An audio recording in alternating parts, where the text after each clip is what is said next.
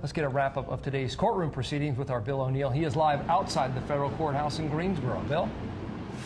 Guys, the issue on trial here is whether nearly $1 million used to cover up John Edwards' extramarital affair during his presidential run was a campaign contribution, as the government contends, or was it a gift, as John Edwards claims.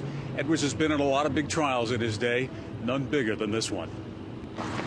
The former presidential candidate arrives at the federal courthouse in Greensboro with his parents, Wallace and Bobby Edwards, and his oldest daughter, Kate. Inside the third-floor courtroom, Edwards meets a jury pool of 100 men and women. When introduced by the judge, Edwards turns and smiles at the potential jurors. For 30 minutes, Judge Catherine Eagles instructs the potential jurors what they can expect over the next 6 weeks, telling them this will be an interesting trial, but warns them not to expect it to be anything like what they see on TV, such as Law and Order. The judge also tells them this case isn't about whether Edwards is a, quote, good husband or a good politician. Judge Eagles tells jurors, quote, this is a case about whether Mr. Edwards violated campaign law. Prosecutors say Edwards accepted nearly $1 million from two wealthy supporters, Fred Barron, who is now dead, and Bunny Mellon, a 101-year-old recluse who will not testify in the trial. The government's key witness is expected to be former Edwards aide Andrew Young. Once a loyal friend, Young has since written an unflattering tell-all book about Edwards. The defense is expected to call on Edwards' one-time mistress, Rielle Hunter, to testify.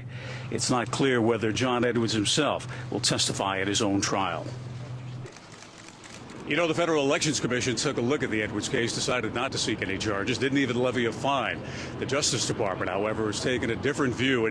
If found guilty on all charges, John Edwards could face up to 30 years in prison. Cam? Bill, I want to ask you about that jury pool you mentioned, 100 people. Obviously, everybody has heard of this case, but what kind of jury do you think the Edwards team is hoping to get in this trial? Well, you know, Cam, I've read and heard a lot of the experts talk about what he needs here. Some say, you know, he needs African-American men, Democrats, who would support him. Others say Democrats may feel betrayed by Edwards and what he did during the campaign. Maybe they're not the best jury pool for him. Others are saying that a Republican woman would be the nightmare for John Edwards. And it depends on who you ask. The experts have all this worked out, and no doubt the attorneys on both sides of this case are looking for something in particular. And out of that 100, they're going to narrow it down to 16, 12-member jury and 4 alternates. All right, we'll see how that unfolds. Thanks, Bill O'Neill, live tonight.